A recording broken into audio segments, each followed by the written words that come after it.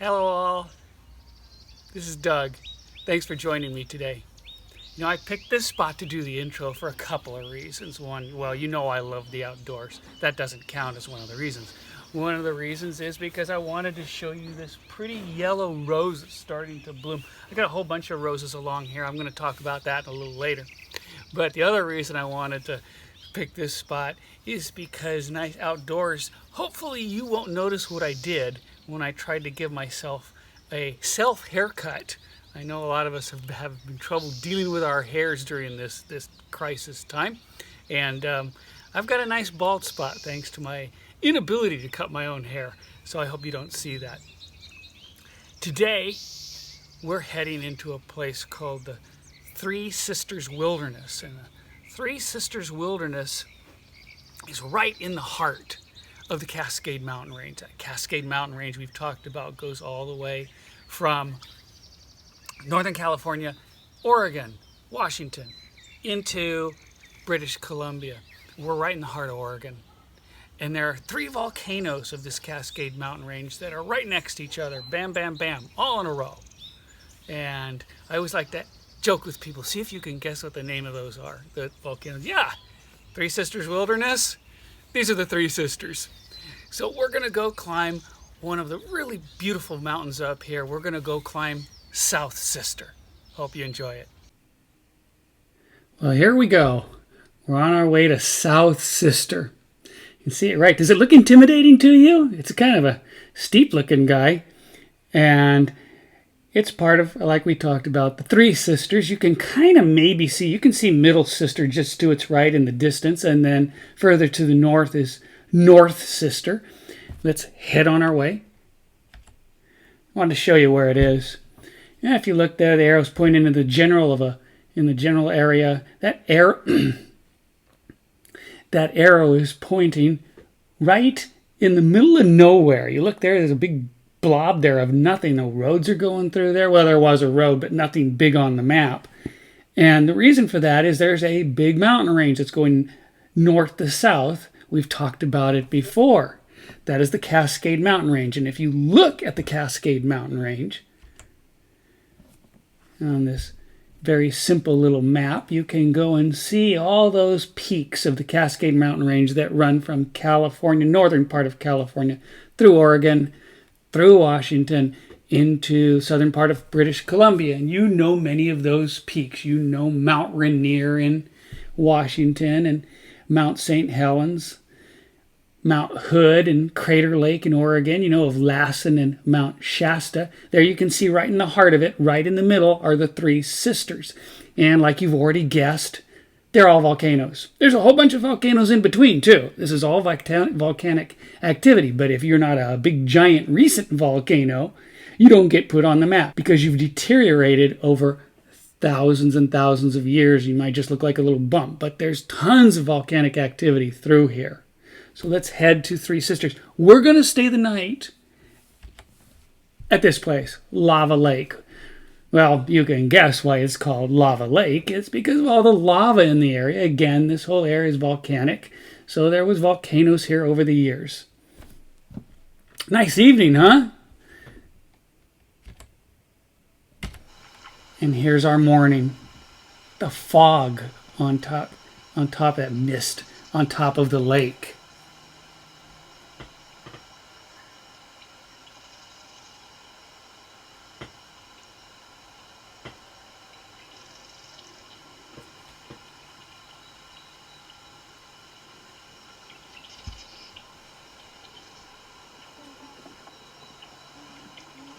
So that is South Sister we just went by. There's the rest of the lake. Here are a few deer that happened by in the morning. Mom with her two fawns. I'm doing this hike in midsummer in July. I'm guessing that these little fawns are not more than a few weeks old, maybe a month. You can still see the spots on them. And I thought it was kind of cute because that one said, "Are you coming with us or not?" And unfortunately, I didn't get to go with them. We're heading to the mountain. So let's take one more look before we head out. And we are going to go to the top of that. I see a lot of snow. Well, it's about an hour drive from Lava Lake to the parking lot. And I got to tell you, the parking lot was kind of filled up. And we start off, and there is right here, there is a climber trail. And you look at it and you say, let's see, it's kind of a little bit blurry, not one of my better pictures. South Sister Summit, that's down at the bottom. South Sister Summit, 6.25 miles. So that's 12.5 round trip. People say, wow, Doug, that's a pretty long hike. Well, that's not the important number. The important number is we're at 5,000 feet in elevation right now. So 5,000 feet, you look up at Mount Wilson. Mount Wilson is 5,000 feet at the top. We're at 5,000 feet here at the bottom. And we're going up to over 10,000 feet at the top of this volcano. So that's 5,000 feet elevation game. That number is a much more important number than this 12.5 miles because that's going all up. And the thing is, not only is it going up, but the air is going to be getting thinner. So this is going to be a little challenge for me, but now we can start. I think we have a nice morning, don't you? There's my friend walking over the little bridge.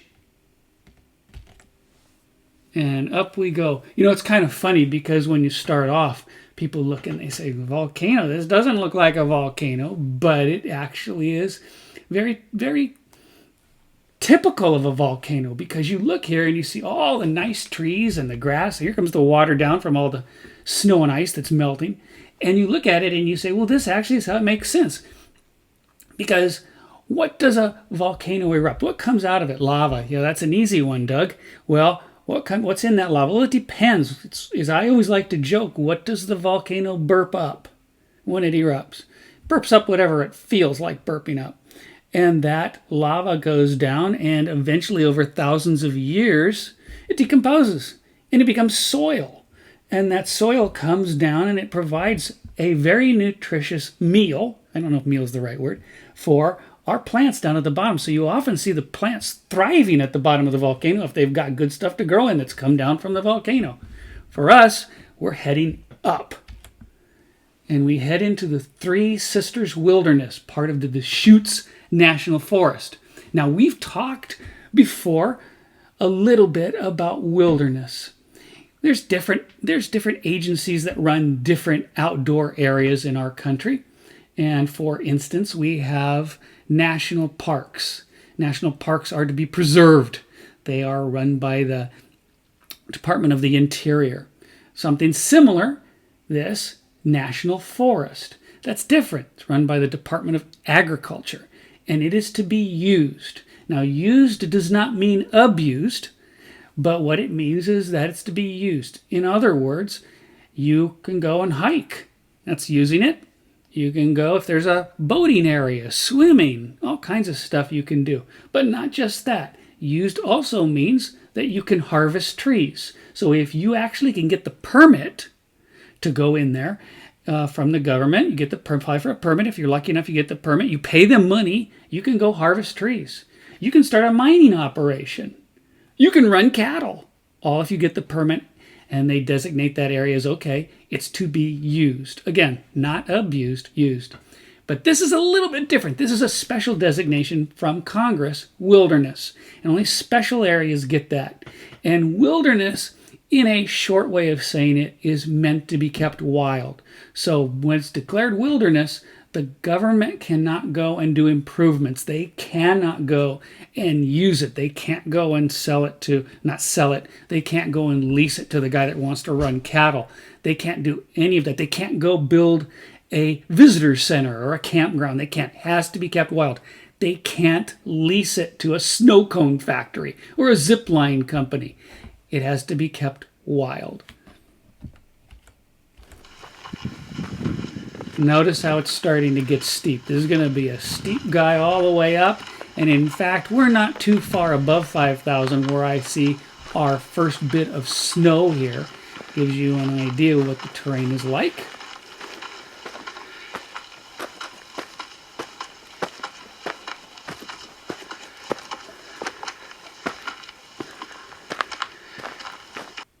And then we look at our forest. We've got a bunch of moss here. Okay, now I got a question for you. It's a trick question. Should I have told you that ahead of time? It's a trick question. I see a bunch of moss on the trees as I'm walking. Which direction are we heading? Well, I would have guessed, if I didn't know already, I would have said we're heading south. Because in the northern hemisphere, the moss likes the north side of the tree trunks, because that's the cooler side for the moss to grow. So the north side is where the moss grows. Therefore, if you see it as you're walking, you are walking south. Except here, we are walking north. The moss is growing on the wrong side of the tree. And it's one of the things I like to tell you. As wonderful as it is, one of those little Boy Scout tricks, even though I was never a Boy Scout, one of those little tricks is, oh, how do you find it? If you don't have your compass, what do? Look for the moss. The moss is on the north side of the tree. And I like to tell people, usually, not always. And this is a great spot right here. And the reason is I get a little bit of flat, because I'm not going to get a lot of flat on the rest of this trip. And there's our guy. What do you think? You think it's going to take us about, 40 minutes to get to the top? No, it's going to take quite a bit longer. And I look over to the right, another mountain over there, and that one is another volcano. Well, I want you to try and guess there as you're watching. See if you can guess what the name of that particular volcano is. I think it was a very good name. Sometimes I think the names are dumb. This name I liked, and they call this one Broken Top. And as we go along, I have an assignment for you. I bet you didn't think you were going to get an assignment. I see some pretty little yellow flowers on the side, but basically this kind of expanse of kind of a very stark the right word, meadow right here. And this big open spot, so to speak. And I want you to remember this open spot, because we are going to see it again from the mountain. And it'll give you an idea how far we've gone. There is our little sign. South Sister Summit to the right. Devil's Lake. TH stands for Trailhead. Down to the left. One of the things you look at this sign, there's two things I wanted to point out. Look how they made this sign. They made it all out of wood. They carved it and all that. You know why? Because we're in the wilderness. They can't improve. They can't go and make a nice metal sign out here. That's against the rules. So this old sign, which I think is very, very nice. I like it. But the other thing is I look at this sign and I say, what's this sign's life like? Imagine what it's like. It's baking here in the summer, and in the winter it's going through the storms. It's been through a lot. And I look back down. Well, there's Broken Top off to the left. There is that Devil's Lake we just saw the sign for. And over to the left, between the lake and Broken Top, is a ridge of lava. That's all lava that has flowed down from a volcano. And it shows you, again, how much activity there was here. All right, here we go. Up, up, up. And there is my little friend. You knew I'd have to take a picture of my friend. This is my friend, the paintbrush. That little red flower right there on the right is called a paintbrush. So called because it looks like you can just pull it off and paint with it. But what I was about to say is, an interesting thing about paintbrush, they love next door neighbors. That plant loves to have neighbors, and the reason is it sends its roots down into the ground. It says roots are going down into the ground, makes a left-hand turn, heads over to the neighbor's roots and attaches itself and sucks the nutrition out of the neighbor's roots, which I think is kind of a dirty trick. But that's why they like their next door neighbors. That's why they get the name root parasite. They are a root parasite. They steal their nutrition from their neighbor's roots. And we go up and we're running out of trees. Well, what's kind of funny is something that's going to sound a little bit silly. But when you start running out of trees, there's something you should think about. And you know what that is? Well, you know what? If you might have to use the bathroom, now might be the best time to use it, because guess what? The trees are thinning out, and you're not going to have much of a private place to go if you get way up there and all of a sudden have to use the restroom.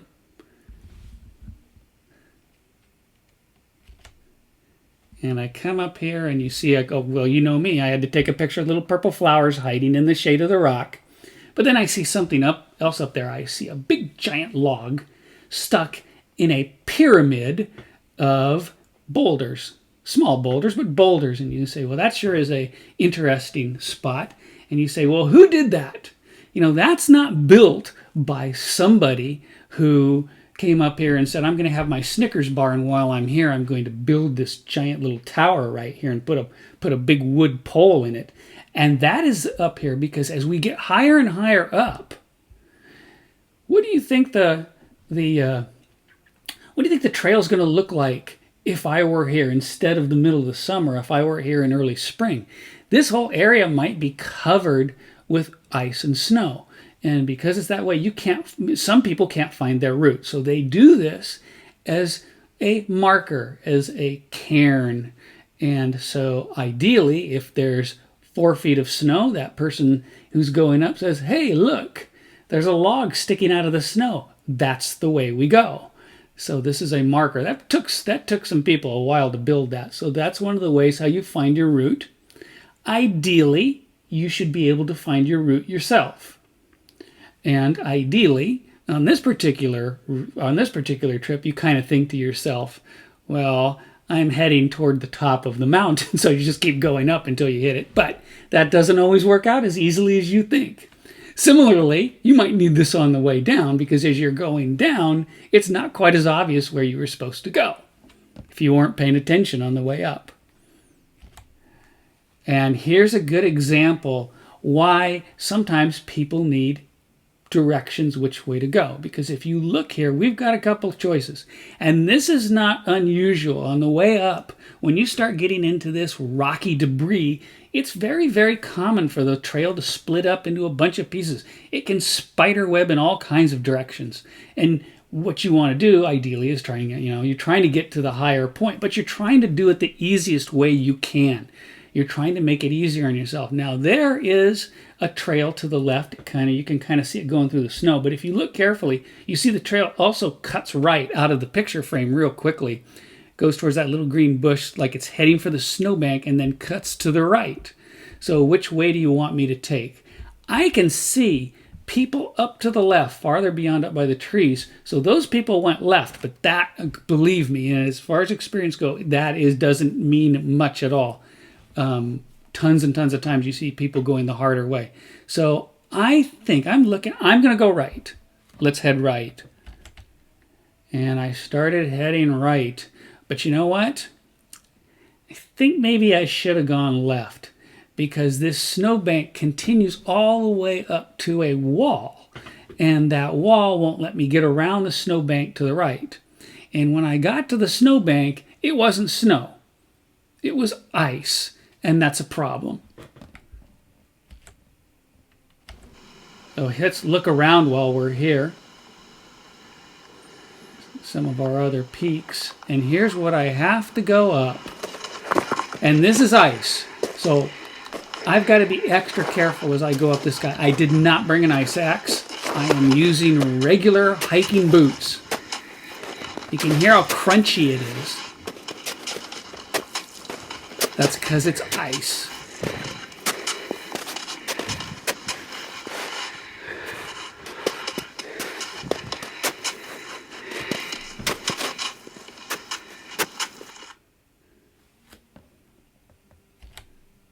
Well, I'm about halfway up it right now. And you can kind of see all the mountains in the distance. And if you look right in the center of the picture, slightly above middle, I see a big open spot with a lake to the left. That's Devil's Lake, and that big open spot is the spot I told you to remember. So that's how far we've gone. Now, where are we parked? We're parked beyond that ridge. Not as far as that lake out in the distance, but that's roughly where we are. Now, here comes your tricky question. We're heading up South Sister. We're heading up from the south side like we talked about. Further to the north, beyond when I get to the top, is Middle Sister. And then beyond that is North Sister. But that volcano to the left, on the left side of the screen, has a name too. And I was wondering if anybody wants to guess what the name of that volcano is over on the left. That guy, we were at the Three Sisters. That guy is named The Bachelor. So that's The Bachelor. And it actually is not a mountain. It's not a volcano that is really often climbed. People don't really go to that one to climb. Instead, they go to that one in the winter, and it's used for skiing. So that's Bachelor. Now I got to try and get up. The one thing I don't want to do is fall here. I am not doing something where I will be killed. That is foolish to do. I don't want to take a chance with my life. I should just turn around and go back if that's what I want to do. But I can probably make it up here. I don't want to fall. If I go sliding down, I'm going to be very unhappy. I'm probably going to scrape myself up or maybe even turn an ankle. So let's see if we can make it. And then you will see somebody plays a very dirty trick on me.